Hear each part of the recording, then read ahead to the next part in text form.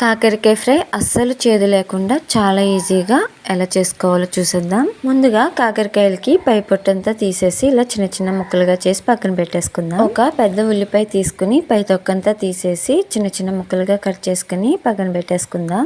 Stove మీద pan లో oil వేసి ముందుగా చిన్న చిన్న ముక్కలుగా కట్ చేసి పెట్టుకున్న కాకరకాయ ముక్కలు, ఉల్లిపాయ ముక్కలు వేసేసుకుని బాగా వేయించుకోవాలి. రెండు ఈక్వల్ గా ఉండాలన్నమాట. అప్పుడే కాకరకాయ అనేది చేదు రాదు. దీనిలోకి రుచికి సరిపడినంత ఉప్పు వేసి వీటిని బాగా మగ్గించుకోవాలి.